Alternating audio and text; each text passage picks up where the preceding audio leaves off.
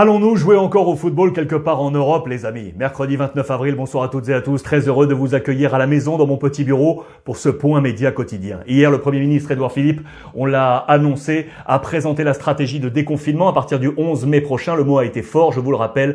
Pas de football professionnel à cette date, mais attention, on a parlé d'arrêt et non de clôture. C'est une nuance très importante et ça a été rappelé à la une du quotidien L'Équipe ce matin. Une saison sans fin. En page intérieure également, la Ligue 1 au bord du gouffre. De son côté, le président de la 3F, Monsieur Noël Le Graët, je vous le rappelle, a lui annoncé, c'est terminé. Il a lui acté l'arrêt définitif de la saison et il a d'ailleurs donné des pistes pour connaître quels seraient les prochains clubs qualifiés pour les compétitions européennes. Je vous rappelle les trois possibilités que nous avions annoncées ensemble. Soit on s'arrête à la 27e journée qui est la dernière journée jouée entièrement, soit la 28e, il restait un match à jouer entre Strasbourg et le Paris Saint-Germain, soit on partait sur une option dite quotient, nombre de points divisé par nombre de matchs. Voici un classement proposé. Cela ne changerait rien, je vous le rappelle, pour les trois derniers, ni Amiens, Toulouse, ni pour les quatre premiers, Paris Saint-Germain, Marseille, Rennes ou Lille. Attention, cela diffère pour Lyon et Montpellier notamment, qui étaient là en situation européenne. Plus là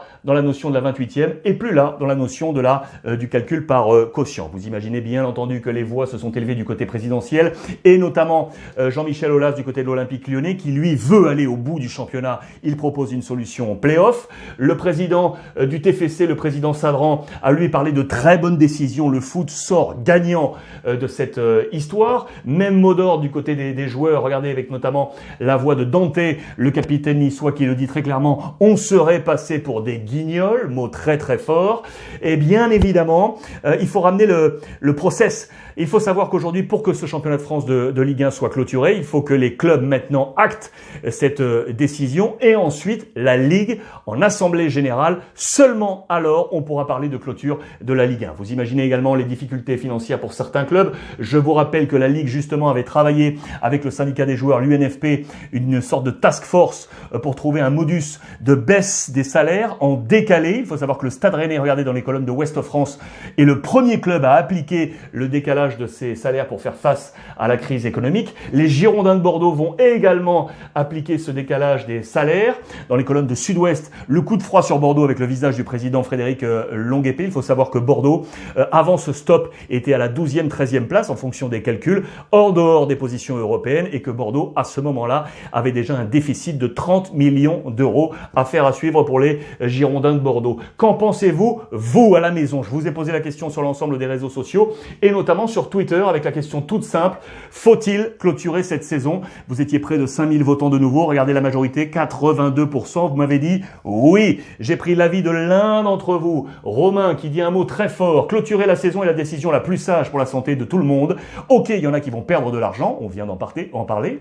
Mais il vaut mieux perdre de l'argent que perdre des citoyens. Mot très fort. Merci Romain et merci à vous tous de vos contributions. En Italie, les amis, regardez, les joueurs, ça y est, se révolte de nouveau. Hier, je vous parlais de l'affrontement entre la fédération, la Ligue et le monde politique. Monsieur Giuseppe Conte a lui aussi présenté son plan de déconfinement et il n'a pas évoqué de date de reprise alors que vraisemblablement une date avait été conclue pour le 4 mai prochain. Cette date n'apparaît plus dans le décret publié lundi. Les joueurs sont révoltés. Ils parlent de décret qui aurait été modifié. Très mécontents les joueurs du côté de l'Italie. Pedro Sanchez, le patron du gouvernement également en Espagne, a lui aussi présenté son plan de déconfinement. Et là, on parle de reprise. 4M, le 4 mai prochain, la une de la presse notamment catalane. 4 mai, reprise individuelle. 11 mai, reprise par petits groupes. 26 mai, reprise collective. Et pour essayer de reprendre la Liga, le 7 ou le 14 juin prochain, affaire à suivre. Au Portugal, juste à l'ouest, à la une de Record et de Albola, la même photo. Les patrons de club, Benfica, Sporting, Porto, avec le patron de la Ligue et de la Fédération. On est très optimiste avec des signaux de retour très forts dans les prochaines heures. Le monde politique portugais devra annoncer ou non la reprise du championnat. En Allemagne, avec le Sport Bild. Je vous disais hier, souvenez-vous, qu'on était sur des voyants plutôt négatifs, que l'Allemagne divisée en 16 provinces, les 16 ministres de la Santé n'étaient pas très favorables à une reprise, les conditions sanitaires n'étaient pas encore trouvées, le feu semble vert aujourd'hui. Explication, juste avant, regardez avec cette photo des voisins autrichiens du côté de Salzbourg. Si hier on dénonçait la non-prévention sanitaire, notamment du côté du Borussia Dortmund, avec la non-présence des masques qui étaient pourtant obligatoires en Rhénanie du Nord, du côté de Salzbourg, les distances sont respectées, les masques également en Autriche ont fait le boulot. Les voyants sont repassés au vert. Donc du coup, en Allemagne, aujourd'hui, regardez avec ce papier, explication, on nous dit que le ministère du Travail a donné son OK à monsieur Christian Seifert, le patron de la Bundesliga, qui, je vous le rappelle, avait présenté un plan de travail en 41 pages pour reprendre le football professionnel. Ce document a été validé par le ministère du Travail. Le process est très simple. Christian Seifert est donc là. Il a présenté ce document à Björn Bolling, le secrétaire d'État auprès du ministère du Travail, qui a donc validé ça aujourd'hui. C'est une grosse balise. Le mot est transmis au directeur de la chancellerie, monsieur Helge Braun, qui lui va parler à l'oreille d'Angela Merkel, la chancelière. Je vous rappelle que demain, le 30 avril, Angela Merkel prendra la décision définitive de reprise ou non le 9 mai prochain de la Bundesliga. Les voyants repassent au vert ainsi en Allemagne. En Angleterre, les amis, The Sun, The Daily Express avec Harry Kane, l'attaquant de Tottenham, dans sa voiture, retour à l'entraînement.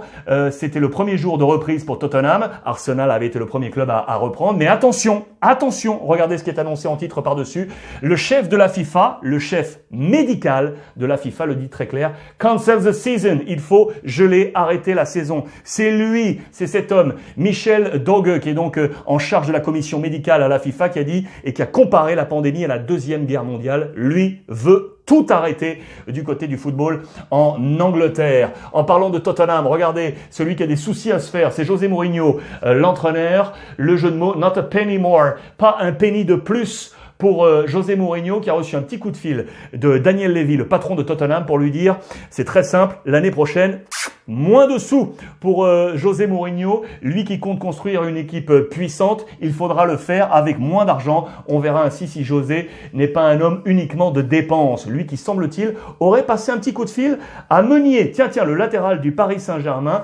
C'est une affaire qui pourrait être du passé si le mot d'ordre de Daniel Levy est entendu et que les sous restent à la maison. En parlant de sous et d'Angleterre, regardez Manchester United qui rêve de faire venir Sancho et lui promettre le numéro 7 de Cantona, de Beckham, de Ronaldo, son numéro au Borussia Dortmund, lui l'ancien de Manchester City. Attention, on parle de 130 millions d'euros, c'est dans les colonnes de Bild également aujourd'hui. Pas de presse régionale, les amis, en ce mercredi, mais je vous amène à l'étranger pour deux choses. Une chose très moyenne. Une nouvelle fois, regardez ici en Biélorussie, je vous en avais parlé il y a plusieurs semaines, c'est le dernier championnat où on joue encore. Malgré la pandémie, les Biélorusses jouent au football et attention, regardez, on a demandé aux joueurs de ne plus parler, de ne plus évoquer le Covid-19. Embargo total sur le plan de la communication. Très mauvaise affaire du côté de la Biélorussie. C'était dans les colonnes de la capitale, le quotidien belge. Et là, je vous ramène un peu le sourire. Avec Maradona sur son siège, il reste assis parce que la AFA, la Fédération de football argentine, vient de suspendre partiellement le championnat. C'est bien pour lui, il était en position de descente. Un bon point pour Maradona. Voilà les amis, pour voir et revoir l'ensemble des éditions. Vous le connaissez, c'est sur l'ensemble des réseaux sociaux avec le hashtag Ruiz Club. Ce soir, rediffusion suite du Club du Dimanche, 6 ans en arrière avec monsieur Ruud Gullit. 23h, beIN Sport 1. On reste à la maison et profitez des